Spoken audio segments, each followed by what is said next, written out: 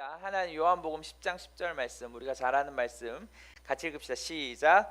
도둑은 훔치고 죽이고 멸망시키러 온다. 그러나 내가 온 것은 양들이 생명을 얻게 하되 더욱 풍성하게 얻게 하려는 것이다. 아멘.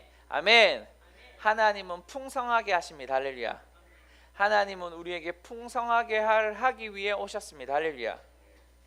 할렐루야. 예. 우리가 지난번에 기억나시는지 모르겠어요. 그래서 하나님의 나라의 차원과 4차원을 연결시켜서 연관성에 대한 이야기를 했는데, 그거에 대한 정리를 좀 더 한 번 더 해드리면 이렇습니다. 여러분, 우리가 아까 말했던 보이는 세계는 3차원이에요. 그렇죠? 사실은 우리는 우리의 시각은 2차원밖에 볼 수 없습니다.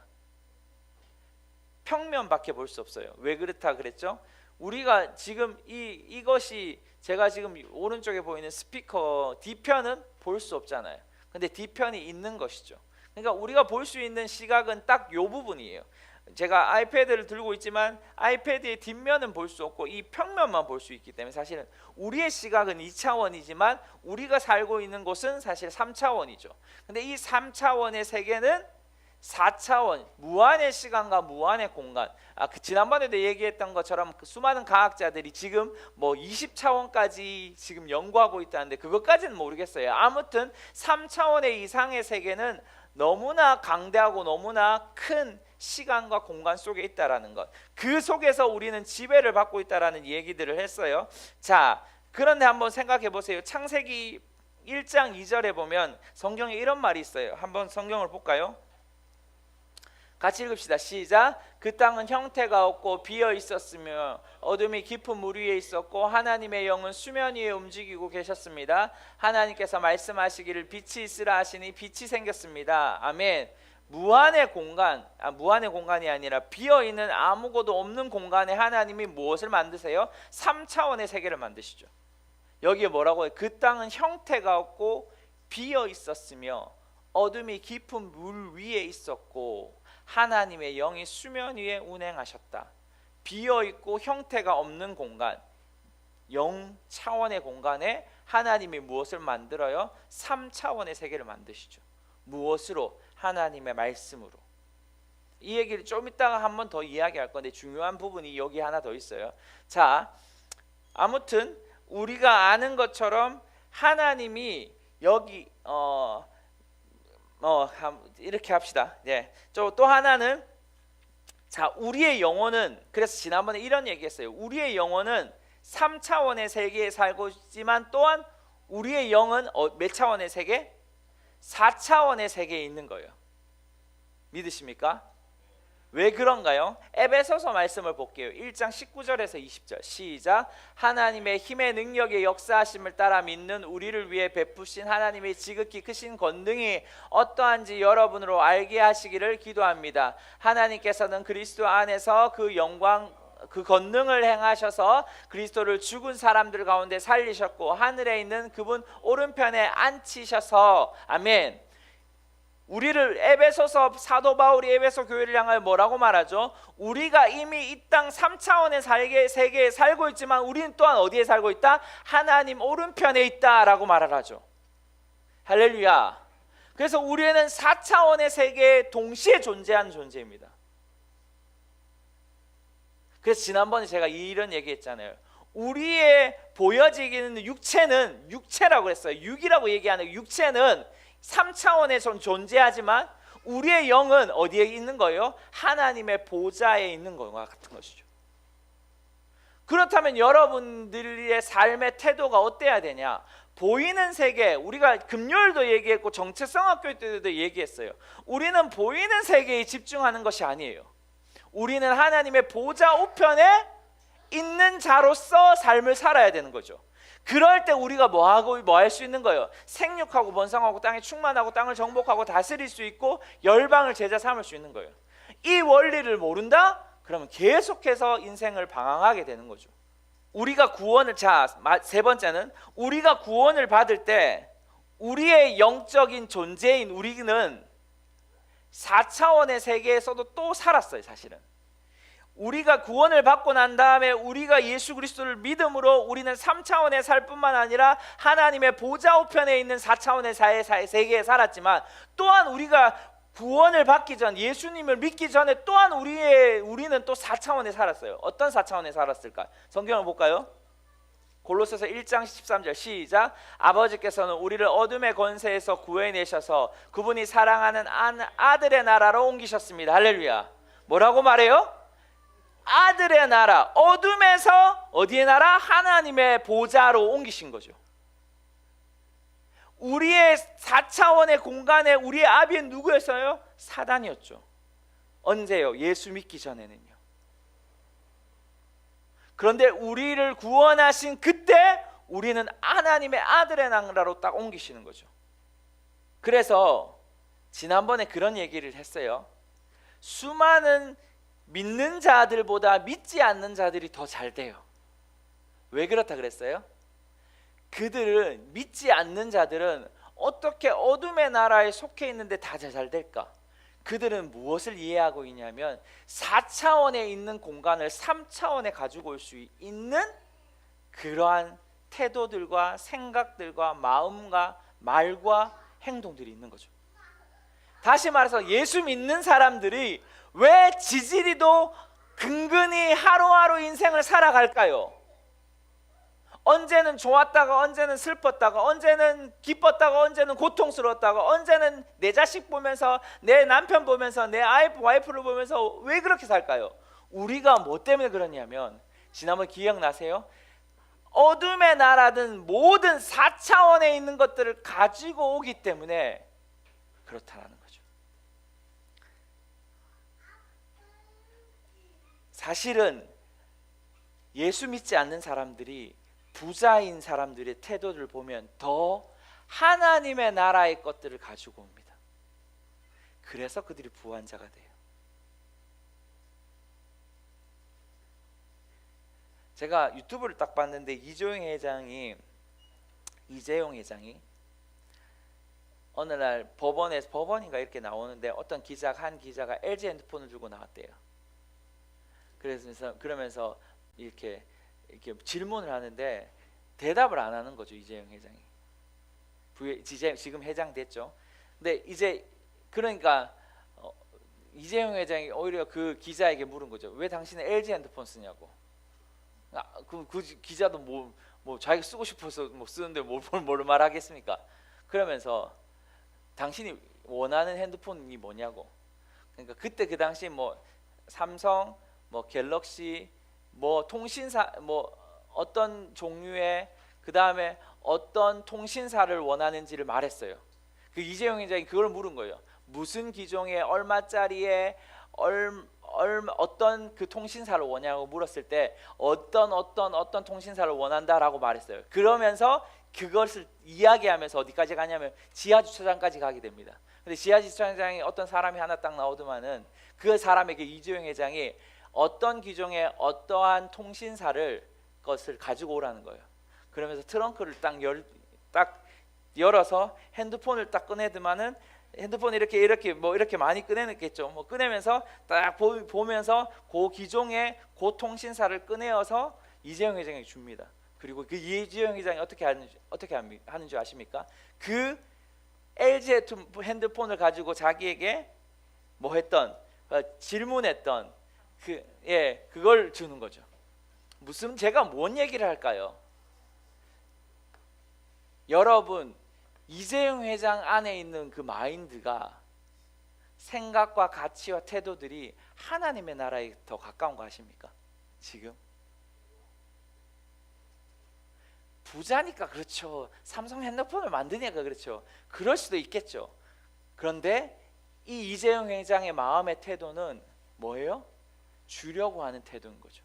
자기의 것들을 홍보하겠지만, 자기의 것들을 뭘 하겠지만, 여러분 통신사, 그래서 내가 궁금했던 게 있어요. 그렇게 주면 통신 요금은 어떻게 내지? 라는 생각이 드는 거죠.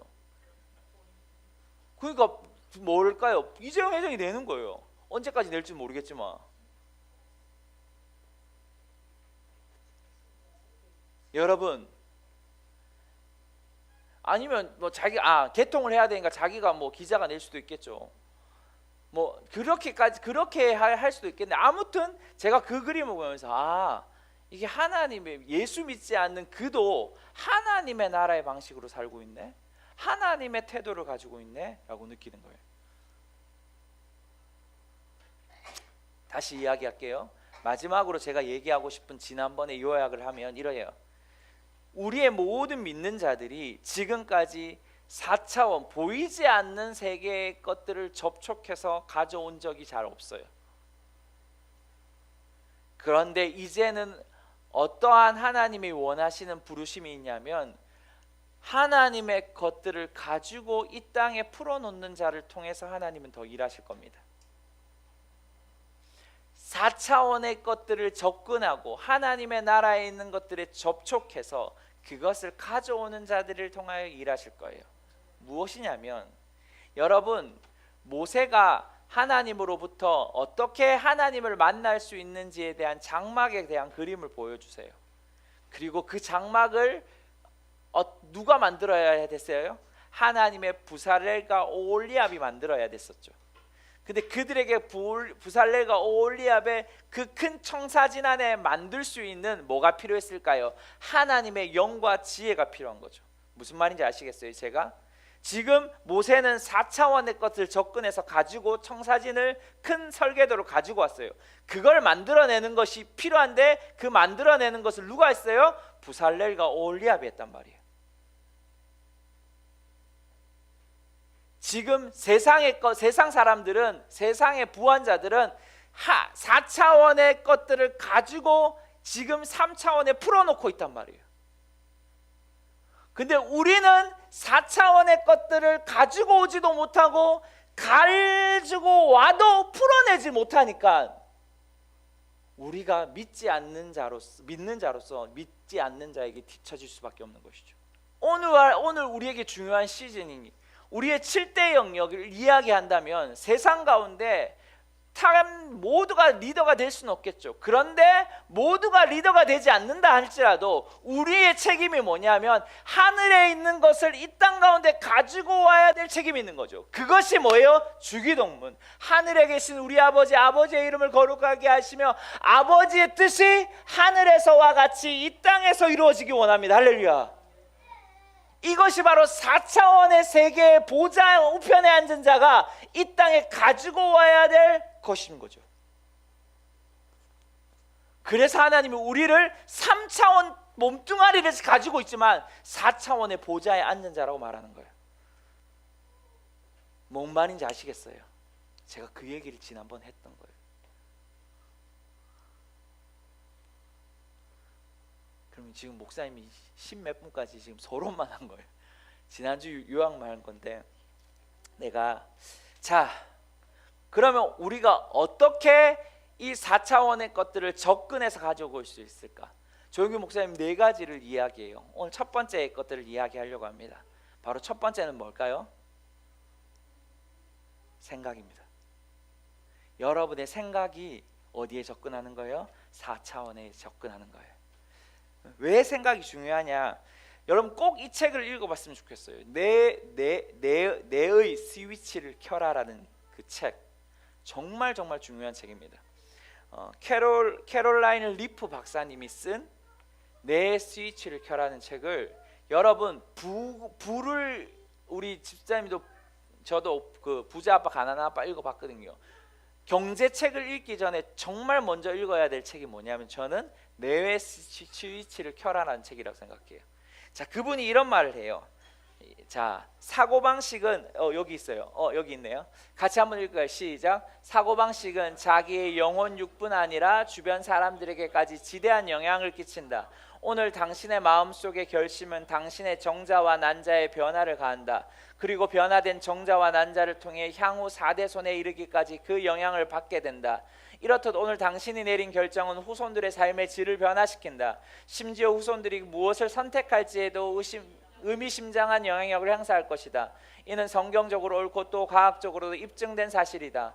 온 우주에서 하나님 다음으로 강력한 것은 당신의 마음, 생각이다. 할렐루야. 너무 중요한 말을 했어요. 여러분의 후손들이 잘 되기 원하세요? 성경 우리에게 이렇게 말하죠. 내가 복을 주는데 너희의 3, 4대까지도 복을 주겠다. 네가 이거 선택해. 내가 저주할 건데 너희 3, 4대까지도 저주하겠다. 이것이 뭐냐면 정말 과학적인 이야기라는 거예요. 무엇이 우리가 그렇게 만들 수 있냐? 생각이 그렇게 된다는 거예요.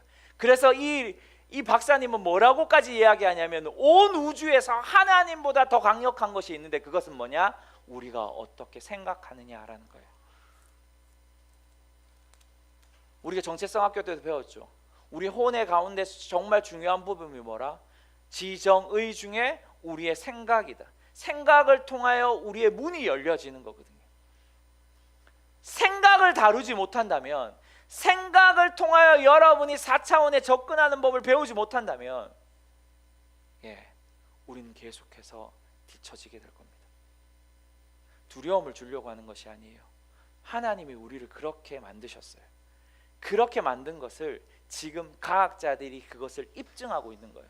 저는 지금 관심이 많은 분야가 뭐냐 하면 사실은 생각입니다. 그리고 요즘 읽고 싶은 책이 뇌입니다. 뇌. 생각이 뇌에 엄청난 영향을 줘요. 그래서 제가 이 뇌의 스위치를 켜라는 책을 여러분이 꼭 읽으셨으면 좋겠어요. 자, 이해가 되시겠죠? 아무튼 이 박사님이 했던 하나님, 저는 이 말에 동의합니다. 하나님 다음으로 강력한 것은 여러분이 어떻게 생각하느냐는 거예요. 내가 어떻게 생각하느냐는 거예요. 자, 조영규 목사님은 책에는 이런 말이 있어요. 여러분, 우리나라가 정말 가난했잖아요. 그 가난을 벗어난 이유 중에 하나가, 저는 다양한 이유가 있어요. 다양한, 우리가 계속 이 얘기하겠지만, 우리가 자주 들었지만 이 새 마음 운동이라는 것을 통해서 가난에서 벗어났다고 저는 믿습니다. 할렐루야. 그리고 그것을 정말 잘 실행시킨 사람이 누구예요? 박정희 대통령이라고요. 무슨 말인지 아시겠어요? 모세가 하늘로부터 오는 청사진을 받아서 부살렐과 올리압의 하나님의 영을 통해서 이것을 풀어놨던 것처럼, 조용기 목사님을 통한 새 마음과 새 생각의 운동을 통해서 박정희 대통령이 믿지 않는 자였지만 그것을 어떻게 실행하는 것을 보여준 것이죠. 그래서 우리나라는 가장 빠른 시간 내에 이렇게 경제적인 성장을 가져왔던 겁니다. 그런데 반대편, 저기 남아프리카에 보면 파라과이라는 나라가 있습니다. 파라과이. 먼저 파라과이 이전에 칠레를 보죠. 칠레에 대한 이야기를 하는데, 칠레라는 나라가 길쭉한 나라지 않습니까? 근데 이 칠레라는 나라가 여러분 그 자원, 그 땅 속에 묻혀 있는 그 자연 광물이 엄청나게 많습니다. 특별히 이 구리가 많은 나라가 바로 이 칠레입니다. 근데 최근에는 뭐가 많이 나냐면, 제가 알기로는 지금 3대 요즘 유행하는 전기차를 만드는 전기차 배터리를 만드는 광물이 바로 여기 칠레에서 많이 납니다. 그러니까 이 나라는 뭐 할 수 없는 거예요? 가난할 수 없는 거예요. 가난하면 되지 않는 나라입니다. 왜요? 평생을 이것을 팔아도 엄청난 부를 차지할 수 있기 때문에. 대표적으로 우리는 알죠. 중앙아시아, 사우디나 이런 나라들은 무엇으로 부하게 됐어요? 자원, 석유를 통해서 부하게 된 거란 말이에요. 동일하게 칠레도 동일한 거예요. 엄청난 광물. 여러분, 구리로만 평생 종말할 때까지 구리가 나온다니까 엄청난 거죠. 그런데 이렇게 말하고 있어요. 칠레가 부한 나라가 아니거든요. 엄청난 가난한 나라 중에 하나입니다. 그러면 왜 그 이유가 뭘까라고 했을 때 그 이유는 패배의식이다라는 거예요. 그래서 국민들의 생각 속에 가난한 의식과 패배의식으로 가득한 결과 나라의 장래의 결과물을 지금 보고 있다라는 것이죠. 또 한 나라가 바로 파라과이라는 나라입니다. 파라과이도 동일하게 남미에 있는 나라인데, 여러분 이 나라에는 뭐가 있냐면 파라과이 만나라는 것이 있어요. 그러니까 땅 속에 고구마도 아니고 감자도 아닌데 이것은 이게 그 뭐라 그러죠? 이 뭐 뿌리 뭐 이렇게 씨를 뿌리지 않아도 자생력이 너무나 강해서 그냥 자란다는 거예요. 그래서 이 파라과이의 온 국민이 이것만 평생을 먹어도 될 정도로, 그러니까 맛이 고구마 맛도 나고 감자 맛도 나고. 근데 아까 제가 파라과이 만나라고 한 이유가 이것을 캐서 하루 이상 놔두면 어떻게 되냐면 썩어버리는 거죠. 만나가 하루를 못 가잖아요. 그래서 파라과이 만나라 그러는데, 이러한 풍부한 열매들을 가지고 풍부한 곡식들을 가지고도 이 나라는 가난하다는 거예요. 왜냐하면 이 나라가 백인으로부터 침략을 받았거든요. 그러니까 백인을 통한 뭐가 있냐면 열등감이 가득한 거예요. 그래서 가난한 의식과 이 나라 역시도 패배 의식으로 가득하기 때문에 가난하다라고 이야기하더라고요. 자, 우리의 생각이 이렇게 가난하거나 패배 의식으로 가득하거나 열등감으로 가득할 때 우리는 그러한 뭘 가지고 되냐면 열매를 가지게 되는 거죠. 그런데 여러분, 제가 한번 어느 날 이런 얘기를 했어요. 여러분 중장거리 달리기 선수 이야기 한번 했는 거 기억나십니까? 로저 베니스트 얘기.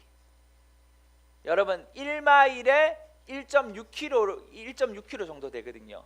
근데 한동안 이 4km 정도 되는 1.6km 되는 것을 그 4분 내에 돌파하기가 너무너무 어려워서 마의 4분이라고 했어요. 그러니까 이게 너무 돌파되지 않는 거죠. 그런데 아까 말했던 로저 베니스트라는 사람은 이 중장거리 선수는 이거 할 수 있다, 이거 충분히 뚫을 수 있다, 그러면서 이분의 이러한 생각을 가지고 뭐 했냐면 요렇게도 바꾸고 보고 요렇게도 바꾸고 보고 요렇게 행동을 취해도 보고 요렇게 행동을 취해도 보고 수많은 실패를 거듭하면서 결국 뭐 했을까요? 이 로저 베니스트가 이 마의 4분을 통과하게 되거든요. 그 통과를 인해서 모든 전 세계의 중장거리 선수들이 마의 4분, 이거는 인간의 힘으로 통과할 수 없다라는 것들이 이 로저 베니스트의 수많은 어떤 도전들을 통하여 통과하니까 그 다음부터는 줄줄이 뭐 했냐면 통과하게 되더라는 거예요. 로저 베니스트의 생각 하나가 전 세계에 뭐예요? 중장거리의 그 기록을 바꿔버리는 역할을 한 것이죠. 아버지와 어미의 생각 하나가 우리의 3, 4대까지 어떻게 영향을 미치는지를 보여주는 그림이라고 저는 믿습니다. 아까 말했죠, 제가 아까 그 뇌의 스위치를 켜라는 그 박사님 이름 갑자기 생각이 안 나는데, 캐롤라인 리프 박사님의 이야기. 여러분 어떤 생각을 가지고 계세요? 이제 생각을 가지고 몇 주간 또 우리가 계속 할 거예요. 제가 한동안 생각에 대한 이야기들 설교를 했는데 우리가 4차원을 접근하기 위해서는 이 생각의 영역이 너무나 중요해요. 자, 오늘 네 가지의 자아상을 볼 건데, 자아상이라고 말하면 여러분 스스로가 여러분을 어떻게 그리느냐가 바로 자아상입니다.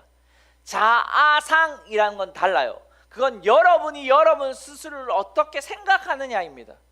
여러분 스스로를 어떻게 생각해요? 바로 이것이 정체성과 연결되는 거죠. 다시 여러분 스스로 어떻게 여러분을 그려가실 거예요? 여러분 스스로 어떻게 그려가고 계세요? 여러분이 여러분 스스로가 그려가는 그것이 여러분의 삶에 어떻게 하나님의 만드신 가장 좋은 걸작품으로 열매를 거두게 될 겁니다. 정유 목사님이 여기서 네 가지의 자아상을 이야기하고 있어요. 첫 번째는 중독의 자아상이에요. 나쁜 습관에 밧줄로 매여 있는 상태를 이야기하는 거죠. 중독이라는 것은 뭔가 반복적인, 내가 하고 싶지 않아도 내가 계속 그 반복적인 일을 하는 것. 여러분 무엇이 중독이 있을까요? 오늘날 다음 세대는 핸드폰 중독, 게임 중독, TV 중독. 그 다음에 여러분 뭐가 있을까요? 담배, 음란물, 알코올. 여러분, 우리 이 땅에는 수많은 중독들이 우리를 밧줄처럼 꽉 묶고 있어요. 그 중독의 자상에 자기도 모르게 걸려 있는 거죠. 예? 일중독? 예, 근데 맞아요. 일중독도 중독의 종류 중에 하나입니다.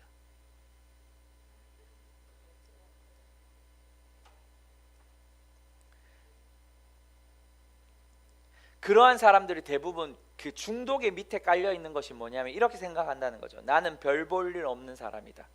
나는 속물이다. 나는 세상의 습관에 묶인 사람이다. 나는 중독에서 해방될 수 없다.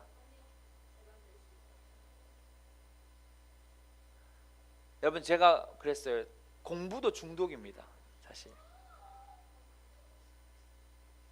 중독의 원인은 뭐 때문에 되냐면, 우리가 다음 달에 두려움에 대했을 때 또 나누겠지만, 바로 뭐와 연결되냐면 두려움과 연결되는 거예요. 두려움의 해방구가 바로 중독과 연결되는 겁니다. 여러분은 어떤 중독의 자아상을 가지고 있으세요? 혹시 있으세요? 유튜버를 보는 사람 중에서도 있으십니까? 주여, 끊어질지어다. 네. 그리고 두 번째 자아상은 이거예요. 불행의 자아상. 불행의 자아상은 뭐냐면, 자기는 사람들과 가족들에게 사랑받을 자격이 없다고 생각하는, 스스로를 소외시킨 채 살아가는 사람들. 이런 사람들은 왜 그럴까요? 왜 사랑받을 자격이 없다고 생각할까요? 소저 기억나세요? 어둠이 주는 거짓말을 믿기 때문에 그래요. 제가 이번 주 정체성학교도 예언드리겠죠. 그 사람들은 대부분 뭔 된 사람? 포로된 사람들.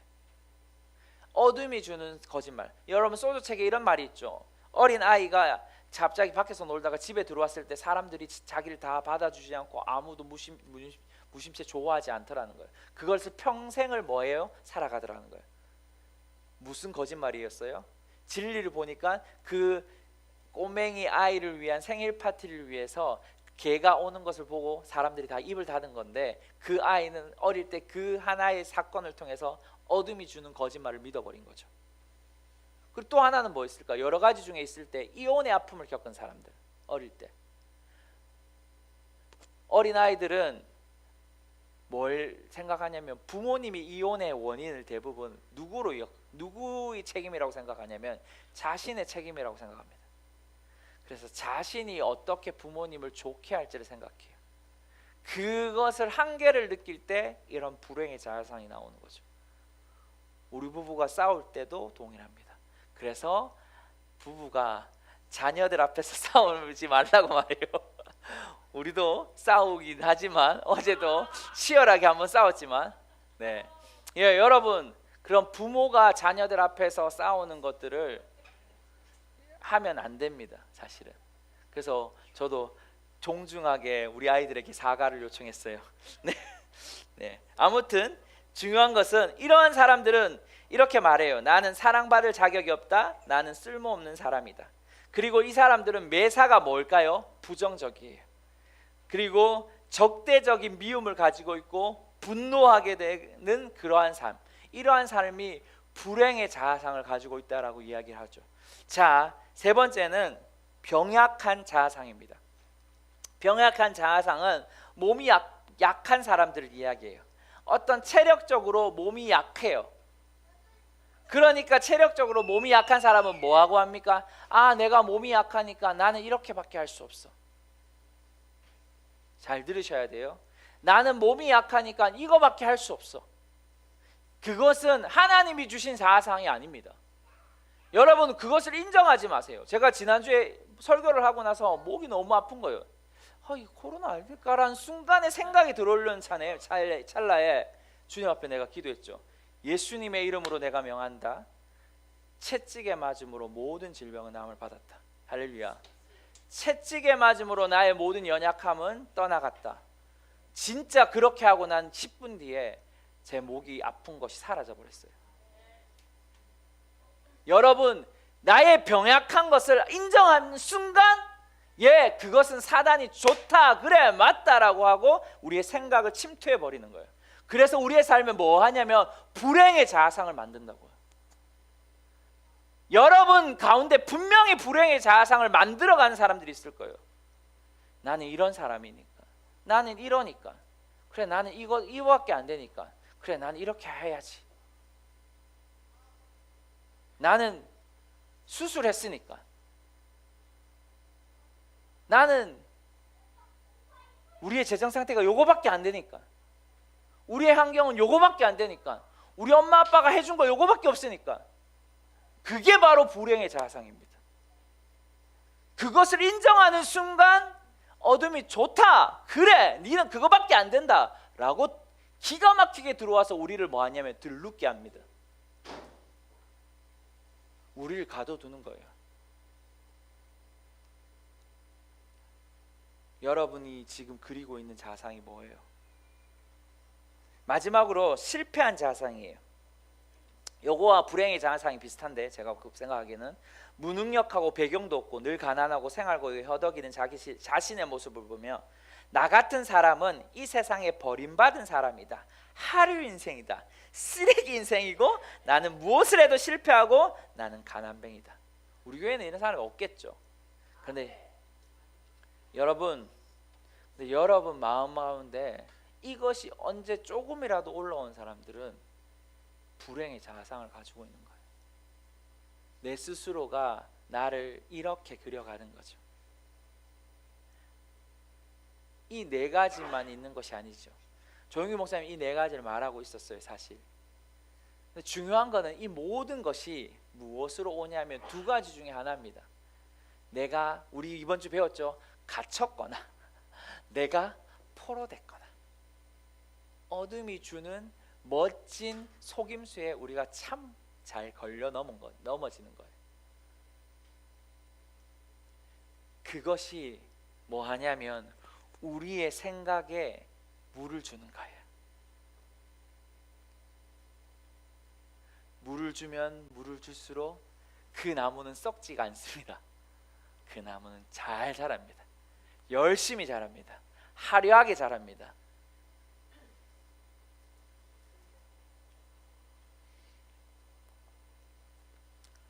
두 가지 빨리 이야기하고 마치고 싶어요. 두 본문인데요. 하나, 여러분 누가복음을 볼까요? 누가복음. 자, 같이 한번 읽어봤으면 좋겠어요. 누가복음 19장 1절에서 10절인데 길어서요. 중간 가다가 좀 자를게요. 1절부터인데요. 네, 그래요. 감사합니다. 제가 읽어드리겠습니다. 예수께서 여리고로 들어가 거리를 지나가고 계셨는데 여리고에서는 삭개오라는 사람이 있었습니다. 그는 세리장이고 부자였습니다. 삭개오는 예수께서 어떤 분인지 보려고 했으나 많은 사람들 때문에 볼 수 없었습니다. 그는 키가 작았기 때문입니다. 그는 예수를 잘 보기 위해 먼저 달려가 뽕나무 위에 올라갔습니다. 예수께서 그 길로 지나가실 것이기 때문이었습니다. 예수께서 그곳에 이르셨을 때 위를 올려다보며 삭개오에게 말씀하셨습니다. 삭개오야, 어서 내려오너라. 내가 오늘 내 집에 묵어야겠다. 삭개오는 얼른 내려와 기뻐하면서 예수를 맞이했습니다. 그런데 사람들은 이 광경을 보고 모두 수군거렸습니다. 그가 죄인의 집에 묵으려고 들어갔다. 삭개오는 서서 주께 말했습니다. 주여 보십시오. 제 소유물의 반을 떼어 가난한 사람들에게 주겠습니다. 누군가를 속여 얻은 것이 있다면 4배로 갚아주겠습니다. 예수께서 삭개오에게 말했습니다. 오늘 구원이 이 집에 이르렀다. 이 사람도 아브라함의 자손인데 인자가 잃어버린 사람을 찾아 구원하러 왔다. 할렐루야. 아멘. 여기 중요한 것이 있어요. 여러분, 누가복음의 이 삭개오라는 이야기 우리 알죠? 세리였고, 세리는 그 당시에 많은 사람들의 것들을 훔쳤어. 자기가 받아야 할 분량이 아니라 더 받은 것이 많다라는 거예요. 그러니까 우리가 여기에서도 말한 것처럼 자기가 더 받은 것은 4배로 갚아준다라고 말하는 거예요. 그리고 세리는 그 당시 부원자였죠. 근데 여러분, 삭개오에 엄청난 자아상이 하나 있었어요. 그게 뭘까요? 키가 작다는 거예요. 그건 실제적인 거죠. 키가 실제로 작았어요. 근데 뭐냐 하면 여러분 생각해봐요. 키가 작아서 뭐 할 수밖에 없었을까요? 그 실제적인 자아상을, 자기가 가지고 있는 그 키가 작다라는 것을 극복하기 위해 이 사람은 뭐 했을까요? 돈을 더 가져야 된다고 생각했어요. 여러분 키가 작았다라는 것을 한번 생각해 봐요. 누구에게 굴림받을 수 있었을 거예요. 그리고 키가 작다라는 것은 어릴 때부터 수많은 사람들에게 놀림감이 될 수도 있는 거였거든요. 그리고 키가 작다라는 것은 사람들로부터 좋은 대우를 못 받았다라는 거예요. 그 모든 자아상을 극복하기 위해 자기만의 스스로의 극복의 버튼을 하나 만드는데, 그것이 뭐예요? 세리가 되어서 사람들의 것들을 착취하는 거예요. 돈을 많이 가지는 거예요. 그리고 그 위에 쓰려고 하는 것이죠. 제 얘기가 이해가 되세요? 여러분, 우리가 어떠한 약점, 어떠한 단점, 어떠한 문제들이 있을 때 우리는, 수많은 사람들은 무엇을 하냐면 그 자아상을 극복하기 위해 다른 방법을 쓴단 말이에요. 그 방법이 뭐냐면 좋은 방법이 아닌 거예요. 어디서부터 온 방법이냐면 어둠의 세계에서부터 오는 것들을 사용한다고요. 제 얘기가 이해가 되세요? 하나 더 볼게요. 민수기, 우리가 잘 아는 말씀이죠. 자, 민수기 13장 26절에 33절인데 우리가 다 아는 말씀이에요. 이 말씀이 그냥 설명을 먼저 해드리겠습니다. 많이는 안 읽을 거고, 이렇게 말하는 거죠. 이제 이스라엘 백성들이 애굽을 탈출해서 이제 시내산을 통과해서 바로 하나님의 약속의 땅이 보이는 곳에 딱 서 있는 거예요. 약 1년에서 2년 사이에 그 시간대가 있습니다. 시내산에서 약 1년 동안 있거든요. 그러니까 한 1년 한 8개월, 9개월 뭐 하여튼 그 정도 1년과 2년 사이에 이제 하나님이 진짜 약속의 땅이 보이는 가데스 바네아에 딱 들어서는 거예요. 그곳에서 뭘 보내요? 정탐꾼 12명을 보냅니다. 각 지파별로 한 명씩 뽑아서. 그리고 우리가 아는 것처럼 10명의 지파들, 그리고 2명의 지파들, 제가 말한 10명의 지파는 부정적인 이야기를 하고, 2명의 지파는 우리가 알고 있는 갈렙과 여호수아는 그들은 우리의 밥이다라고 이야기를 하는 거예요. 자, 한번 볼게요. 자, 28절 이렇게 말하죠. 그런데 거기에 사는 사람들은 힘이 세고, 앞에 뭔 얘기를 하는지 먼저 봅시다. 27절, 그들은 모세에게 이렇게 보고했습니다. 당신께서 우리를 보내신 그 땅에 우리가 들어갔는데 그들은 젖과 꿀이 흐르는 땅입니다. 거기서 나는 열매가 있습니다. 그런데 여기 이렇게 말하죠. 예, 다 좋아요. 예, 그럼 너무나 하나님이 말하는 젖과 꿀이 흐르는 땅이에요. 그런데 거기 사는 사람들은 힘이 세고 그 성들은 튼튼한 데다 엄청나게 큽니다. 게다가 거기에 아낙 자손을 보았습니다.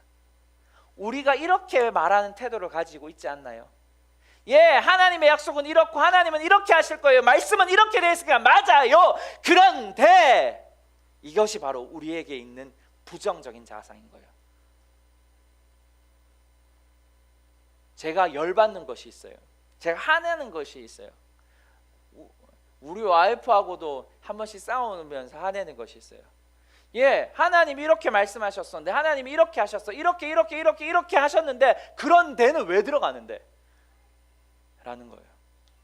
수많은 사람들이 이런 태도를 가진다니까요. 우리 와이프를 욕하는 것이 아닙니다. 아니, 여러분 생각해봐요. 하나님의 말씀이 예라고 하면 우리는 뭐예요? 예인 거예요. 할렐루야. 할렐루야. 하나님의 말씀이 우리는 생육하고 번성하고 땅에 충만하고 땅을 정복합니다, 다스리는 존재입니다 하면 그것은 예인 거예요. 할렐루야. 근데 우리는 어떻게 얘기하면 그런데 라고 말을 해요. 예, 하나님 우리는 다스리는 존재. 그런데요. 그런데 어쩌라고요 도대체? 여러분 안 그래요? 그것이 바로 우리 안에 있는 부정적인 자아상 가운데 있는 열매라는 거예요. 우리 아이가 저렇게 누워서 나의 말씀을 듣는다고 누가 생각했겠어요? 제가. 그런데 제가 저 아이를 저 상태로 보는 게 아니에요. 절대로. 저 아이를 하나님이 저 아이를 저기 전도사님은 사무엘이라고 말씀했으니까 하나님의 음성을 듣고 왕을 키우는 사무엘을 보는 거예요. 저는 하나님을 저 아이를 다니엘이라고 말씀하셨거든요. 뜻을 정한 자, 하나님의 임재를 따르는 자로 제가 보는 거예요. 저 상태를 보는 게 아니에요. 자꾸 우리는 그 상태를 보면서 평가하죠. 나도 그럴 때가 있어요. 하나님이 그렇게 보이시고 그렇게 말씀하셨으면 나는 그런데 하고 싶지 않습니다. 근데 여러분은 어떠세요? 나도 그럴 때가 있어요. 사실 그런데요 주님 이렇게 말할 때가 있어요. 야, 니 이제 교회를 옮겨야 된다라고 하셨을 때 저거 뭐라 했는지, 그런데요 주님 맞아요 옮겨야 되겠죠. 그런데요 20억 정도가 든다는데요. 그런데요 이렇게 말한단 말이에요. 그게 뭐냐면 우리 안에 있는 거짓된 자상인 거죠. 30절에는 그에 반대된 사람이 나오죠. 우리가 아까 말했던 갈렙과 여호수아, 특별히 갈렙이 이렇게 말해요. 그때 갈렙이 모세 앞에서 백성을 진정시키며 말했습니다. 우리가 올라가 그 땅을 점령하는 것이 좋겠습니다. 우리는 분명히 할 수 있습니다. 할렐루야. 할 수 있습니다. 분명히 할렐루야. 이러한 믿음이 우리 안에서 일어나야 하는 거예요. 사실은 이러한 생각이 우리 안에서 일어나야 할 줄 믿습니다. 할렐루야.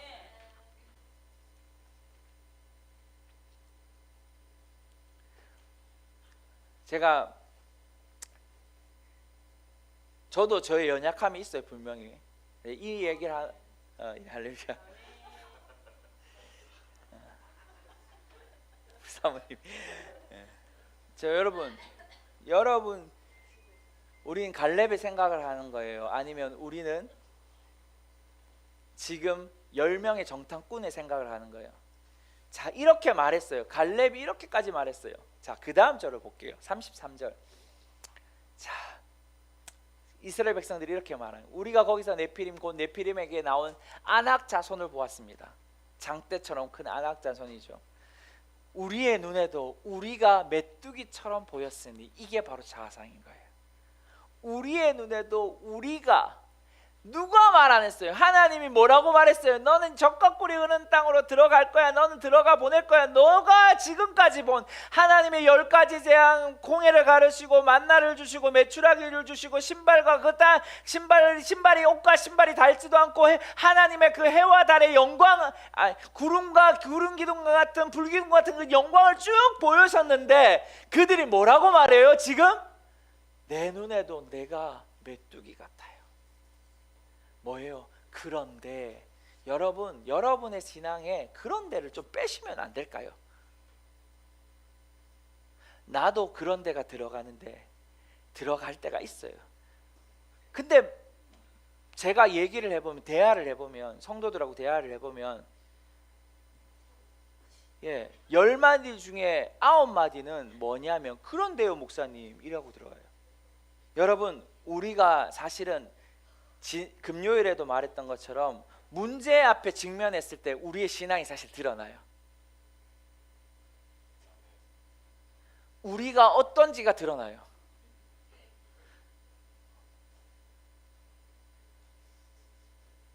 우리 성훈 형제 얘기를 잠시 하고 이게 마치고, 성훈 형제가 이제 3월달에 뭐 정직원 3월달이요 했어요. 뭐 정직원 이제 서류를 넣는데요.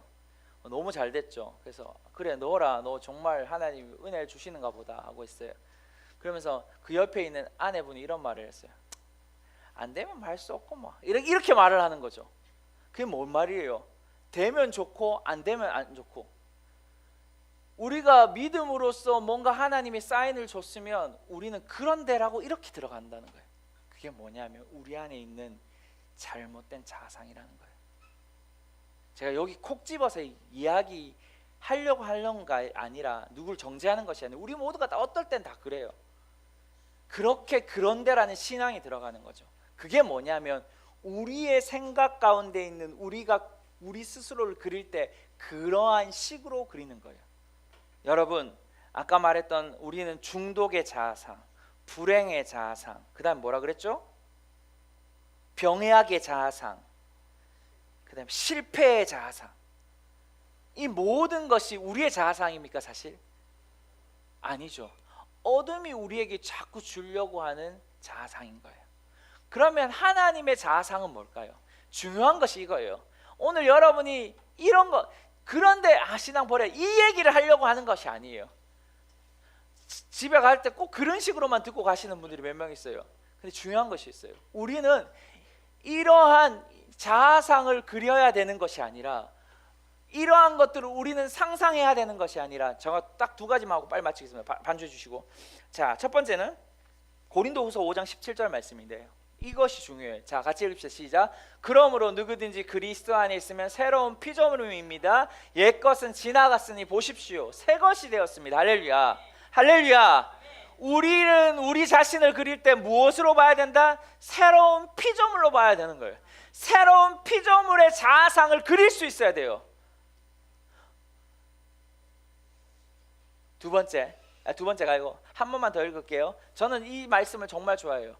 이사야서 53장 3절에서 5절 같이 읽읍시다. 시작. 그는 사람들에게 멸시를 당하고 버림을 받았을 뿐 아니라 고통을 겪었고 언제나 병을 앓고 있었다. 사람들이 그를 보고서 얼굴을 가릴 때마다 그를 멸시를 당했으니 우리마저도 그를 무시해버렸다. 그러나 사실 그가 짊어진 병은 우리의 병이었고 그가 짊어진 아픔은 우리의 아픔이었다. 그런데도 우리는 그가 맞은 짓을 해서 하나님께서 그를 때리시고 고난을 주신다고 생각했다. 그러나 사실은 우리의 허물이 그를 찔렀고 우리의 악함이 그를 짓뭉갰다. 그가 책망을 받아서 우리가 평화를 누리고 그가 매를 맞아서 우리의 병이 나은 것이다. 아멘. 아멘. 우리의 정말 중요한 구절이 왜 이 구절인 줄 아십니까? 우리의 모든 병약하고 실패하고 중독되어진 모든 그 자아상의 그림을 무엇과 교환한 거예요? 십자가와 교환한 거란 말이에요. 그래서 우리는 그러한 병약한 것을 그릴 필요가 없는 거예요. 그리지 않아도 되는 거예요. 우리는 무엇에 접근하는 거예요? 이제 평안 가운데 접근하는 거예요. 우리는 하나님 나은 것에 접근하는 거예요. 정유 목사님이 이 가나안 나라 파라과이, 칠레 전 세계를 수십 개국 돌아가 다녔잖아요. 제가 알기로는 150개국을 전 세계를 80바퀴를 돌았대요. 그때마다 가난한 그들에게 뭘 그리게 하냐면 바로 이 그림, 이 말씀을 그리게 하는 거예요. 여러분은 가난한의 그 자아상을 그릴 필요가 없다는 거죠. 여러분은 가난한의 자아상을 그리는 것이 아니라 부함의 자아상. 왜요? 이 말씀이 중요한 거예요. 그 다음 구절. 두 번째는 제가 이 말을 하는데 고린도후서 8장 9절. 요건 어차피 됐으니까. 자, 고린도 같이 읽읍시다. 시작. 여러분이 우리 주 예수 그리스도의 은혜를 잘 알고 있듯이 그리스도께서 부하신 분으로서 여러분을 위해 가난하게 되셨습니다. 그분의 가난하심을 통해 여러분을 부하게 하시려는 것입니다. 아멘. 여러분, 십자가에서 예수님은 병만 바꾸신 게 아닌 거예요. 십자가 안에서 우리 안에 있는 감정만을 바꾸신 것이 아니에요. 십자가에서 우리 안에 있는 가난함을 바꾸신 것이죠. 또한 할렐루야. 그래서 뭐 하셨어요? 예수님이 가난하게 되셨죠. 우리의 그려야 될 자아상이 뭔 것 같아요? 십자가를 통하여 우리가 어떻게 그리냐가 너무너무나 중요하죠. 노만 빈센트 필 박사님이 있어요. 그분이 독수리와 닭이라는 이야기를 했는데요. 어느 날 한 꼬마가, 이 얘기하고 마치고 싶어요. 한 꼬마가 독수리가 알을 낳는 걸 보게 되죠. 그리고 그 독수리의 알을 몰래 하나 빼서 자기 집에 있는 닭에게 놓습니다. 그리고 그 어미 닭은 자기 새끼와 함께 그것을 부화시키죠. 그리고 난 다음에 이 병아리와 독수리가 함께 살아가는데 독수리는 뭘 생각할까요? 나는 병아리구나라고 생각하겠죠. 어느 날이었어요. 하늘을 보는데 독수리가 너무나 멋있게 날아가는 거예요. 너무나 높이 날면서 멋있게 날아가는 그 모습을 보면 그 새끼 독수리가 나는 지금까지 병아리와 같다고 생각했는데 저 독수리를 보니까 독수리의 저 모습과 내 모습이 같네? 나는 병아리가 아니구나, 나는 독수리구나 라고 하면서 그가 그때부터 뭐 했냐면 그 새끼 독수리가 이제 독수리처럼 살아가게 됩니다. 제가 무슨 이야기를 하는 걸까요? 여러분이 무엇을 그리고 있어요? 여러분이 무엇으로부터 여러분을 그리고 있어요? 여러분은 무엇으로부터 여러분을 그리고 있어요? 우리는 이제 십자가를 통해서 여러분이 거룩한 상상력을 해야 될 필요가 있어요. 예수님 우리에게 이렇게 말씀하셨어요. 고린도에 보면 사도 바울이 고린도 교회를 향해서 우리가 그리스도의 뭘 가졌다? 생각을 가졌다. 저는 이 말을 너무 좋아합니다. 여러분과 내가 그리스도의 생각을 가진 거예요. 이제 우리는 그래서 가난을 생각하면 안 돼요. 우리는 배고픔을 생각하면 안 돼요. 우리 자신을 부정적으로 보는 것을 생각하면 안 돼요. 우리가 계속해서 이 생각들을 정리하고 처리하는 것들을 나눌 거예요. 더 우리가 하늘의 것들을 어떻게 접촉할지, 어떻게 해야 되는 것이 좋은지를 나눌 거예요. 근데 우리가 오늘부터, 오늘 첫 번째 시작해야 될 것은 바로 여러분 안에 있는 거짓된 자아상을 깨트려야 합니다. 여러분이 그런데라는 자아상, 여러분의 병약하고 여러분의 실패하고 여러분이 중독되었다라는 그 모든 자아상을 십자가로 교환하셔야 돼요. 여러분 눈을 감을까요?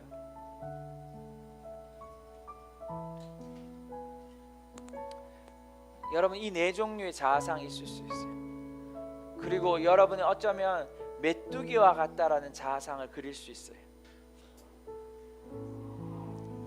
여러분 이 시간에 하나님 앞에 그렇게 그런 그림의 자아상을 그렸다면 이 시간 회개하십시오. 아버지, 내가 이 시간에 이러한 하나님이 주신 자아상이 아니라 어둠이 나에게 심겨주고 어둠이 말했던 그 모든 자아상을 그렸던 것들 회개합니다. 우리 같이 그렇게 좀 기도하며 나아갔으면 좋겠습니다. 같이 그렇게 기도할까요? 기도합니다. I